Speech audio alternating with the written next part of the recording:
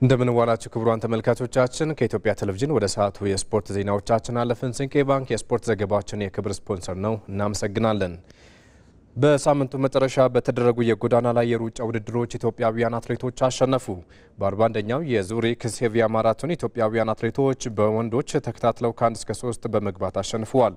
ከፍተኛ ፉክክር በታየበት ውድድር አትሌት ሹራ ቂጣታ በፎቶ ልየታ ውድድሩን አሸንፈዋል።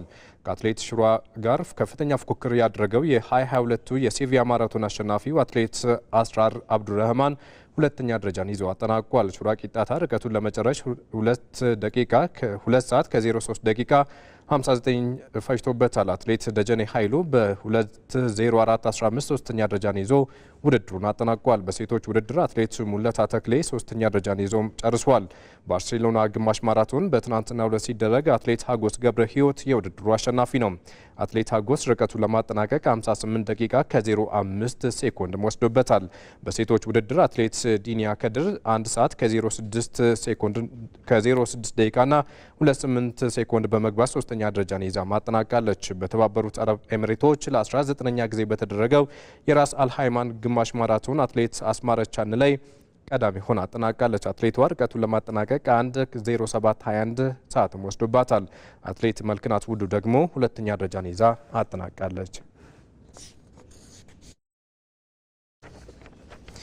የታዳጊዎች ዕድሜ የመረጃ አያያዝና የሳይንሳዊ ስልጠና መንገድ ላይ የሚስተዋሉ ክፍተቶችን ማስተካከል የቀጣይ የቤት ስራ ሊሆን ይገባል ተባለ። በአዳማ ሲካሄድ የነበረው የታዳጊዎች ምዘና ውድድር ታዳጊዎች ወደ ክለብና አካዳሚዎች እንዲዛወሩ በር የከፈተ መሆኑ ተገልጿል። አዲስ የሽዋስ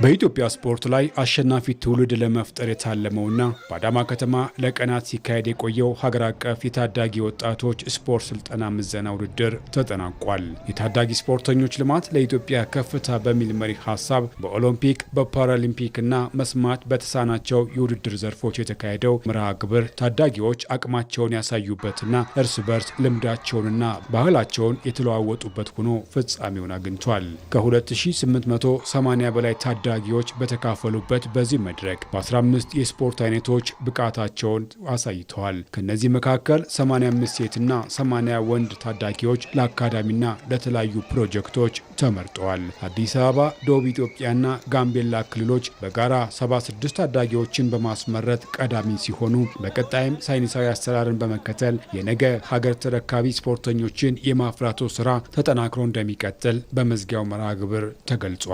በትክክለኛው የዕድሜ እርከን ታዳጊዎችን በማሳተፍም አዲስ አበባ፣ ቤኒሻንጉል ጉሙዝና ጋምቤላ ክልሎች የተሻለ አፈጻጸም አስመዝግበዋል። ይህ ምዘና ታዳጊዎች ወደ ክለብና አካዳሚዎች እንዲዛወሩ ትልቅ በር የከፈተ ነው ሲሉ በባህልና ስፖርት ሚኒስቴር የስፖርት ልማት ዘርፍ ሚኒስትር ዴኤታው መኪዩ መሐመድ ተናግረዋል። በምዘና ውድድሩ በተለያዩ ክለቦች፣ አካዳሚዎችና ፌዴሬሽኖች የተሻለ ችሎታ ያላቸው ታዳጊዎች ሲመለመሉ የቆዩ ሲሆን ይህም ክለብና አካዳሚዎች እንዲዘዋወሩ ከፍተኛ እድል ይፈጥራል።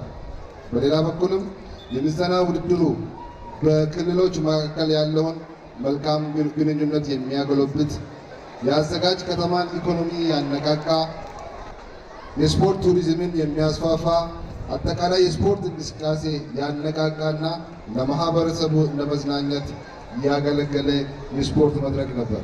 ክልሎች የታዳጊዎች ስፖርት ልማትና የስልጠና ምዘና መርሃ ግብሩ ግቡን እንዲመታ ጠንክረው መስራት እንዳለባቸው ባለሙያዎች ተናግረዋል። ለታዳጊዎች እድል መፈጠሩ ስፖርቱ በየቦታው እንዲነቃቃና ሌሎች ተጨማሪ ተተኪ ስፖርተኞችን በክልላችንም ሆነ እንደ ኢትዮጵያ የኢትዮጵያን ዋና ስፖርት ለማሳደግ በርካታ ልጆችን እንድናወጣ እድሉን ይሰጣል። ውጤታማ ለመሆን በታዳጊዎች በዚህ ነው መስራት ያለብን። ከዚህ ሰርተን ደግሞ ወደ አካዳሚ የምንመለምልበት ነው። እነዚህ ታዳጊዎች እድል ማግኘት አለባቸው። በየእድሜያቸው ካገኙ 13 ከሆኑ 13፣ 15 ከሆኑ በታች 15፣ 17 ከሆኑ እነዚህ ካቴጎሪ ከሰራን እናድጋለን። ይሄ በእድሜ ከተስተካከለ ለቀጣይ አሪፍ እድል ይሆናል። እነዚህ ልጆች ዛሬ ተወዳድረዋል። ለወደፊቱ በደንብ መያዝ አለባቸው። ትኩረት መሰጠት አለበት። በቀጣይ የታዳጊዎች የዕድሜ መረጃ አያያዝና ሳይንሳዊ የስልጠና መንገድ ላይ የሚስተዋሉ ክፍተቶችን ማስተካከል ትልቁ የቤት ስራ ይሆናል ሲሉ ሚኒስትር ዴኤታው ተናግረዋል።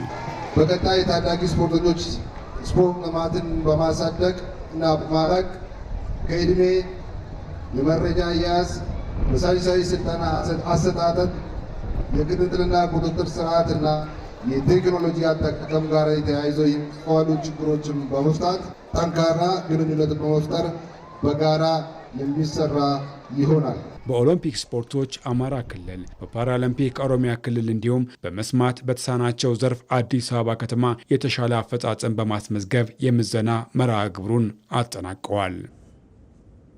ከውጭ በእንግሊዝ የኤፍኤ ዋንጫ አርሰናል ዊጋንን በማሸነፍ ጥሎ ማለፉን ተቀላቀለ። በሜዳው የታችኛው ዲቪዚየን ቡድን ዊጋንን የገጠመው አርሰናል 4-0 በሆነ ውጤት ጨዋታውን አሸንፏል። የመድፈኞቹን የማሸነፊያ ግቦችን ኖኒ ማዱኬ፣ ገብርኤል ጄሱስ፣ ማርቲኔሊና ሃንት በራሱ መረብ ላይ አስቆጥረዋል።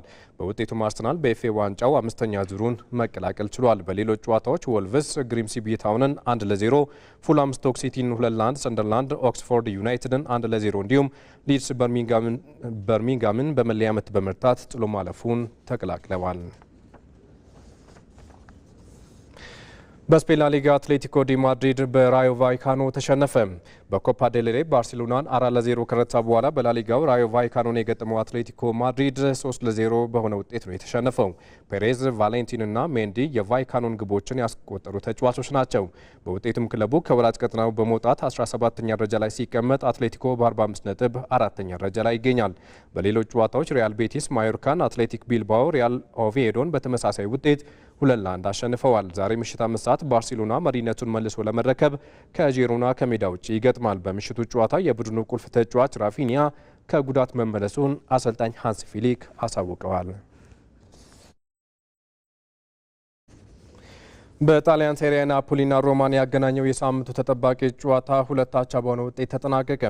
የዋንጫ ፉክክሩ አጓጊ የሆነ በመጣበት የጣሊያን ሴሪያ ኢንተር ሚላን የሊግ መሪነቱን እየመራ ይገኛል። መሰረት ተስፋዬ 25ኛ ሳምንቱ ላይ በደረሰው የጣሊያን ሴሪያ በሳምንቱ መጨረሻ ቀናት በተደረጉ ጨዋታዎች የሴሪያውን ፉክክር አጓጊ የሚያደርጉ ውጤቶች ተመዝግበዋል። በሴሪኤው የስኩዴቶውን ክብር ለመቀዳጀትና ላለመውረድ የሚደረገው ፉክክር ከሳምንት ሳምንት በአጓጊነቱ ቀጥሏል። የደረጃ ሰንጠረዡን በ61 ነጥቦች የሚመራው ኢንተር ሚላን በ25ኛ ሳምንት በሜዳው ዩቬንቱስን ገጥሞ 3-2 በማሸነፍ መሪነቱን ያጠናከረበትን ሳምንት አሳልፏል። ትላንት 3ኛና 4ኛ ደረጃ ላይ የተቀመጡትን ናፖሊና ሮማን ያገናኘው ተጠባቂ የሴሪያ መርሃ ግብር 2-2 በሆነ ውጤት ተጠናቋል። በዲያጎ አርማንዶ ማራዶና ስታዲየም በተደረገው ጨዋታ ባለሜዳው ቡድን ናፖሊ ከመመራት ተነስቶ አቻ በመውጣት ወሳኝ 1 ነጥብ አሳክቷል። በመርሃ ግብሩ ሮማ ዶኒ ማለን በ7ኛው ደቂቃ ባስቆጠራት ግብ ጨዋታውን መምራት ችሎ የነበረ ቢሆንም ስፒናዞላ ለናፖሊ አቻነት ግብ አስቆጥሮ ናፖሊን ወደ ጨዋታው መመለስ ችሎ ነበር። በድጋሚ ዶኒ ማለን በፍጹም ቅጣት ምት ሮማን መሪ ቢያደርግም በጨዋታው መጠናቀቂያ ደቂቃዎች ላይ አሴንሲዮ ሳንቶስ በድጋሚ ናፖሊን አቻ በማድረግ ቡድኑን ከሽንፈት ታድጓል። ከሴሪያው መሪ ኢንተር ሚላን በ14 ነጥቦች አንሶ 4ኛ ደረጃ ላይ የተቀመጠው የአሰልጣኝ ዣምፔሮ ጋስፔሪኒ ቡድን ሮማ በምሽቱ መርሃ ግብር በናፖሊ ከፍተኛ የኳስ ቁጥጥር ብልጫ ተወስዶበታል። የአምናው ሻምፒዮን ናፖሊ በበኩሉ ከኢንተር ሚላን በ11 ነጥቦች አንሶ በ50 ነጥብ 3ኛ ደረጃ ላይ በመቀመጥ አሁንም በዋንጫ ፉክክር ውስጥ መዝለቁን አረጋግጧል። ናፖሊ በቀጣይ በሴሪያው ከአታላንታ፣ ላዚዮና ኤሲ ሚላን ከመሳሰሉ ቡድኖች ጋር ከባድ ጨዋታ ይጠብቀዋል። ሮማ ካለፉት 5 የሴሪያ ጨዋታዎች በ2 አሸንፎ በ2 አቻ በመውጣት በአንዱ ተሸንፎ ከመሪው ኢንተር ሚላን ጋር ያለውን የነጥብ ልዩነት ለማስፋትም ተገዷል። ባለፉት 2 ዓመታት በሴሪያው ተፎካካሪ ሆኖ ብቅ ያለው ቦሎኛ ዘንድሮም የሊጉ ድምቀት ሆኖ ቀጥሏል። በአመቱ የአውሮፓ መድረክ ተሳትፎን ይዞ ለማጠናቀቅ እየተፋለመ የሚገኘው ቦሎኛ ትላንት በሴሪያ 25ኛ ሳምንት ቶሪኖን ገጥሞ 2-1 በማሸነፍ ከ4 ተከታታይ ሽንፈት በኋላ ወደ ድል ተመልሷል። ሳሱሎ ኡዱኒዜን፣ ፓርማ ሄላስ ቬሮናን በተመሳሳይ ውጤት ያሸነፉበት መርሃ ግብር ትላንት በሴሪያው የተመዘገበው ውጤት ነው። ዛሬ በጣሊያን ሴሪያ አንድ ጨዋታ ሲደረግ ምሽት 4:45 ካግሊያሪ ከሊቼ ይጫወታሉ። በጀርመን ቡንደስሊጋ አርቢ ላይፕዚግ ነጥብ ጣለ። በ22ኛው ሳምንት የሊጉ ጨዋታ በሬድቡል አሬና ወልፍስበርግን ያስተናገደው ላይፕዚግ 2-2 በሆነ ውጤት ነው ጨዋታውን ያጠናቀቀው። ወልፍስበርግ በኡሙራና ሳቨንበርግ ግቦች 2 ጊዜ ጨዋታውን መምራት ቢችልም ላይፕዚግ በዲያሞንዴና ግሩዳ ግቦች ነው ነጥብ መጋራት የቻለው። በውጤቱም ላይፕዚግ በ40 ነጥብ ወደ 5ኛ ደረጃ ዝቅ ሲል ወልፍስበርግ 15ኛ ደረጃ ላይ ይገኛል። በሌላ የሊጉ ጨዋታ አውግስበርግ ሄዲኒየምን በመርታት ወደ 11ኛ ደረጃ ከፍ ብሏል። ቡንደስሊጋውን ባየር ሙኒክ በ57 ነጥብ ሲመራ ቦሩሲያ ዶርትሙንድ በ51 ነጥብ ይከተላል። ከዜና ኢትዮጵያ ስፖርት ዜናዎቻችን አበቁ። ነጻነት ጫን ያለው ቆይታ አደረግኩኝ። መልካም ጊዜ